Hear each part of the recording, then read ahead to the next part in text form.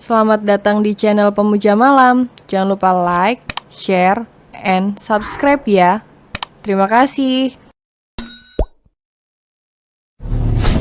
Episode 29 menikmati percintaan panas mereka malam ini. Hana malah mengerucutkan bibirnya. Ya sudah kalau tidak mau. Tadinya aku ingin merayakan pernikahan kita, karena sudah diketahui banyak orang. Tapi kaki kamu sedang sakit. Lukanya hanya sedikit kok. Aku bisa menahannya, buktinya aku bisa bergerak sekarang. Hana melepaskan Galvin, dia mundur, dia tersenyum menggoda Galvin, lalu berputar dengan indah. Wanita itu sungguh terlihat begitu menggoda, ingin sekali Galvin langsung menerkamnya. Galvin malah menggendong tubuh Hana, membuat Hana terkesiap mengalungkan kedua tangannya pada leher Galvin. Galvin membawa Hana ke atas ranjang, dia membaringkan tubuhnya di sana. Hana tersenyum manis menatap Galvin. Dia pikir Galvin akan segera melakukan aksinya seperti waktu itu. Namun ternyata dia salah, Galvin malah menyelimuti tubuh Hana dengan selimut. Galvin membawa remote di atas nakas dan menekan tombol off, agar tidak ada yang melihat mereka dari luar sana. Sebaliknya, mereka bisa melihat dengan jelas bagaimana suasana di luar. Suasana hutan yang indah dihiasi lampu malam. Termasuk bagaimana awan yang sudah mulai menghitam. Tidurlah, sebentar lagi mulai malam. Aku mengajak kamu menginap di sini agar kamu bisa beristirahat, bukan membuat kamu kelelahan. Galvin memperhatikan makanan yang sudah dia pesan, dan meminta waiters untuk mengantarkannya langsung pada Hana. Rupanya makanannya masih utuh di atas nakas. Kamu belum makan? Aku ingin makan bersama kamu, makanya aku menunggu. Galvin malah menghela nafas. Lalu kenapa malah memakai baju itu? Yang ada kamu yang ingin aku makan. Galvin memprotes batrobe yang dipakai Hana. Galvin membawa piring di atas nakas. Untuk pertama kalinya dia menyuapi seorang wanita. Hana pun terduduk di atas kasur, dia membiarkan Galvin menyuapinya. Di balik sikapnya yang angkuh dan menyebalkan. Rupanya Galvin adalah seorang pria yang sangat lembut. Hati Hana begitu tersentuh dengan perlakuan Galvin padanya. Membuat Hana semakin merasa bersalah padanya. Jika mengingat bagaimana cara dia menjebak Galvin. Membuat dia terpaksa menikahi Hana, apalagi hampir saja dia meracuni Galvin. Dia semakin merasa bersalah setelah dia tahu bahwa Galvin mencintainya. Dia rasa dia tidak pantas mendapatkan rasa cinta itu. Maafkan aku Galvin, seandainya saja kita bertemu lagi dengan cara yang berbeda. Aku ingin bisa memulai dari awal dengan kamu. Menikah dengan kamu dengan penuh cinta, tanpa ada rasa keterpaksaan. Hana sangat malu karena telah balas dendam pada Galvin. Padahal Galvin tidak memiliki kesalahan apapun pada adiknya. Malahan Galvin dan Anya sama sekali saling tidak mengenal satu sama lain. Tanpa sadar Hana meneteskan air matanya. Mengapa kamu menangis? Galvin tidak mengerti mengapa Hana tiba-tiba meneteskan air matanya. Namun Hana malah mengelak. Oh tidak kok, aku gak nangis. Mataku tiba-tiba perih. Hana berpura-pura terkekeh, dia mengucek-ngucek matanya. Galvin memberikan air minum pada Hana. Hana segera meraih gelas yang berisi susu itu dan meminumnya. Galvin menyimpan kembali gelas itu di atas nakas. Setelah membersihkan diri, Galvin duduk di samping Hana di atas kasur. Mereka menyandarkan punggung mereka di headboard. Galvin memeluk Hana dari belakang, melingkarkan tangannya ke bahu Hana. Mereka memandangi keindahan hutan di luar sana. Dan juga melihat banyak bintang yang bertaburan di atas langit. Malam yang begitu indah. Apa kamu tidak takut lagi melihat pemandangan hutan di luar sana? Tanya Galvin. Tidak, Green Forest ini sebuah hutan yang indah. Makanya sampai aku lupa dengan ketakutan semalam. Galvin memegang wajah Hana, menatap kedua matanya dengan begitu dalam sampai ke relung hati. Saat kamu takut kegelapan, selalu ingatlah namaku maka aku pasti akan datang. Aku ingin menjadi penerang hidup kamu. Perkataan Galvin sangat menyentuh hati. Hana hanya diam tak sanggup berkata apa, memandangi wajah tampan pria itu. Mereka pun saling berciuman. Entah siapa yang memulai, saling memagut dengan penuh perasaan dan teramat lembut. Ciuman lembut kini berubah menjadi panas, membuat suara cecapan ciuman mereka terdengar memenuhi kamar bubble hotel itu.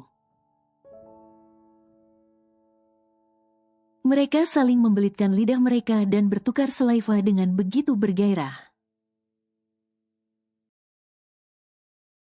Membuat tangan mulai saling meraba dan saling membuka pakaian mereka masing-masing. Membuat tubuh mereka kini benar-benar telanjang.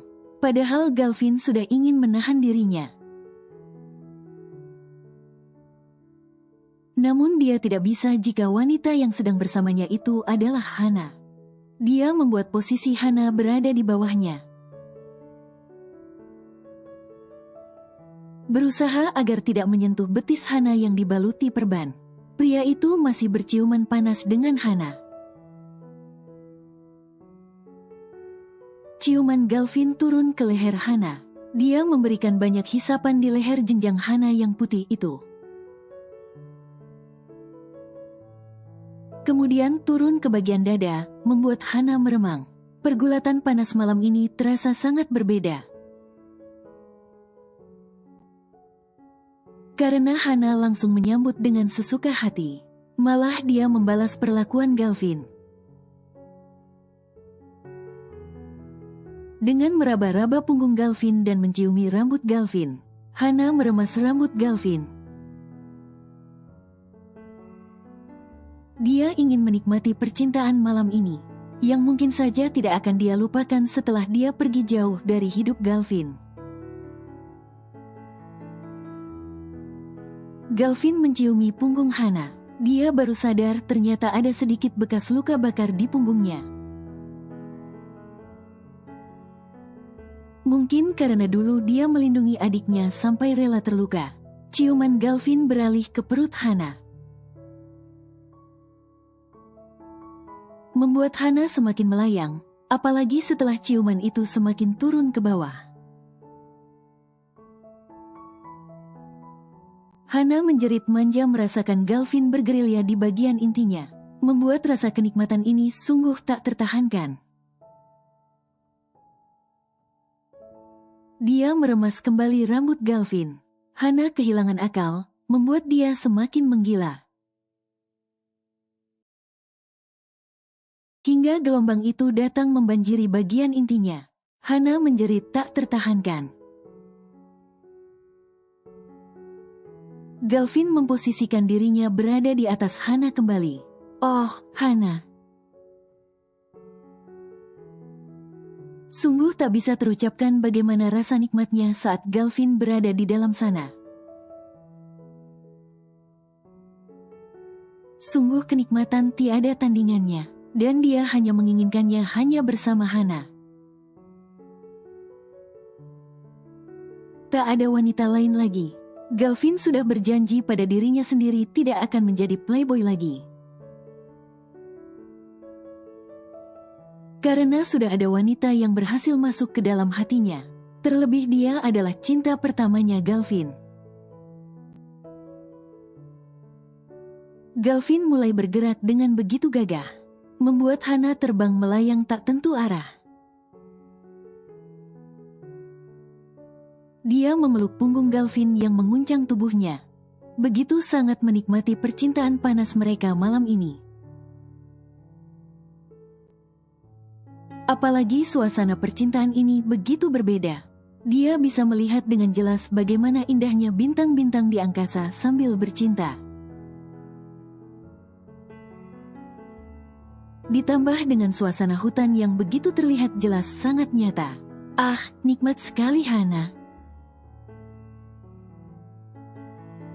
Suara desahan dan lenguhan penuh kenikmatan memenuhi kamar itu, membuat mereka semakin bergairah untuk terus menikmati percintaan ini.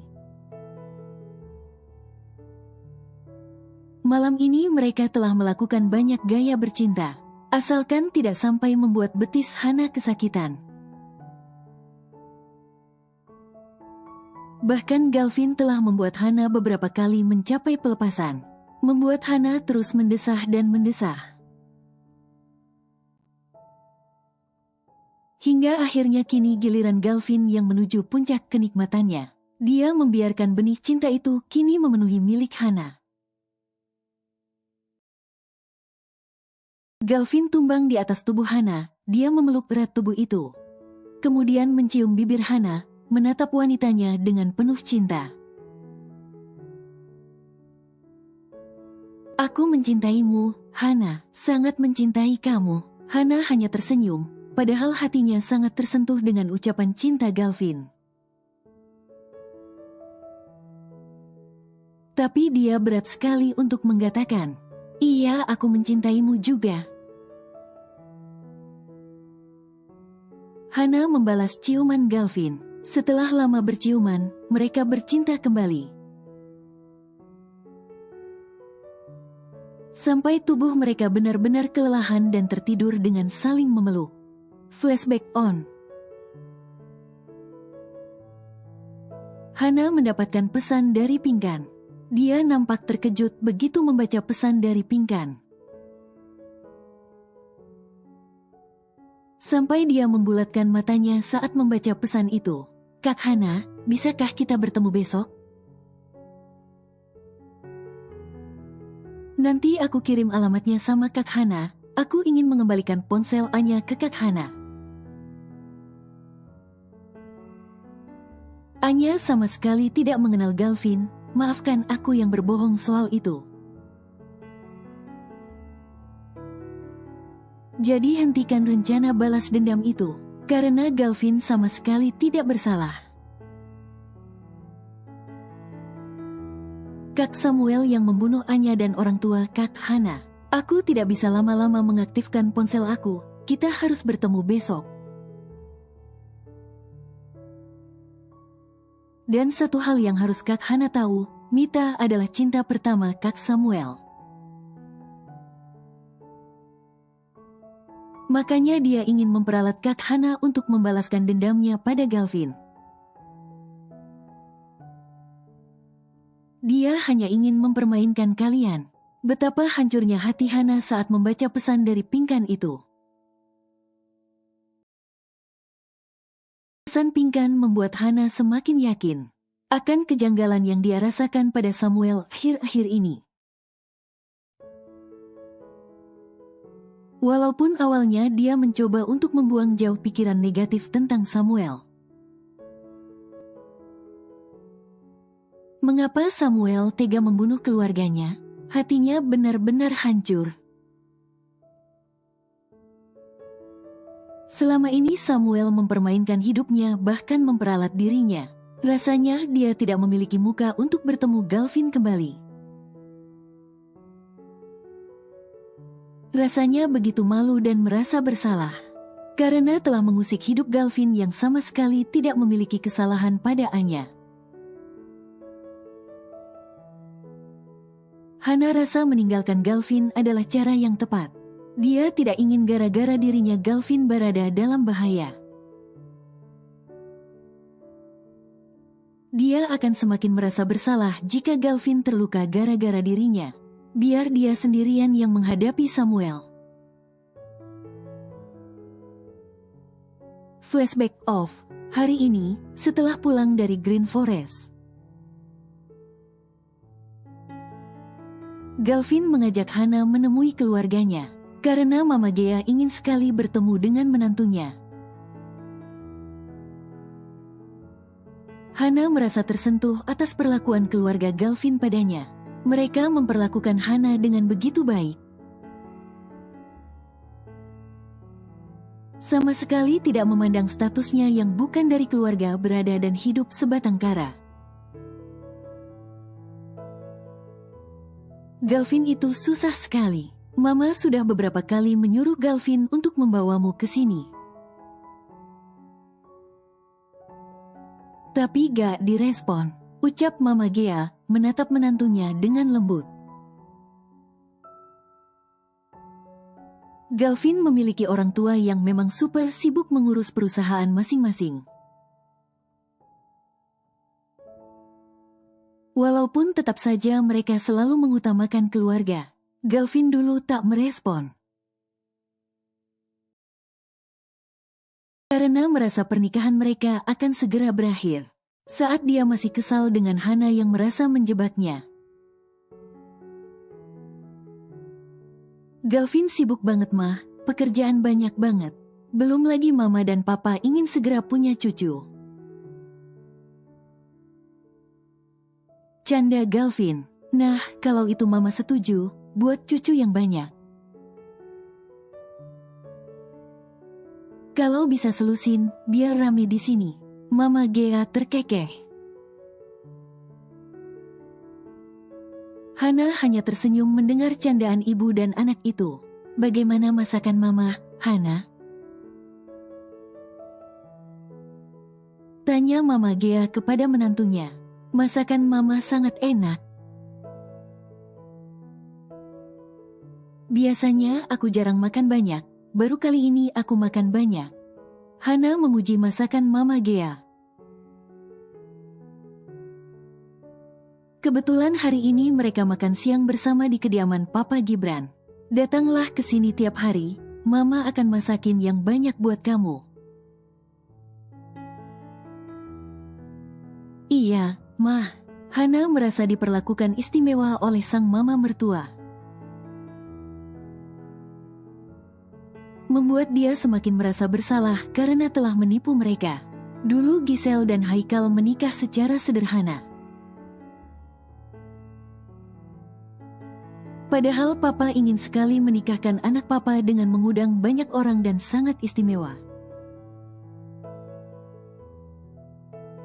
Karena itu papa yang akan mempersiapkan pesta pernikahan kalian. Sekarang giliran Papa Gibran yang bicara.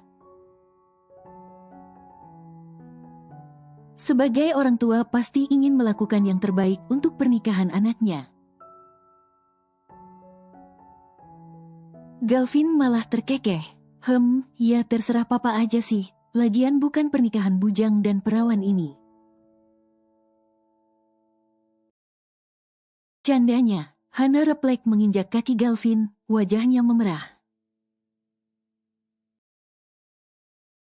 Galvin, katanya dengan pelan sambil memelototkan matanya. Ih, apaan sih? Mereka tuh udah pada tua, udah pada paham lah. Galvin memang sering bercanda dengan keluarganya. Ternyata Papa Gibran mendengarnya. Tua kamu bilang, wajah ganteng begini. Mamamu saja sering cemburu kalau papa ketemu klien wanita. Loh, bukannya kamu yang sering cemburu?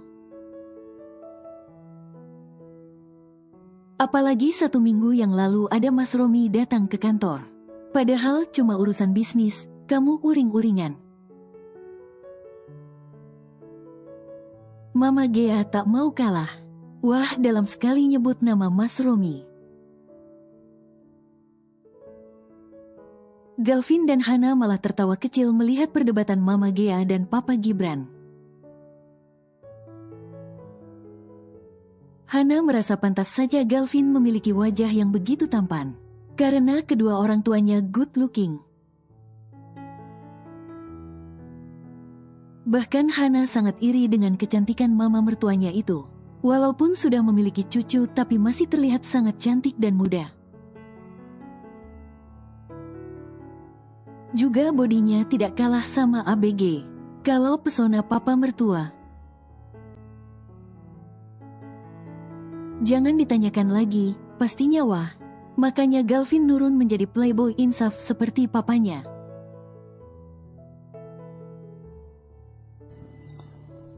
Bersambung.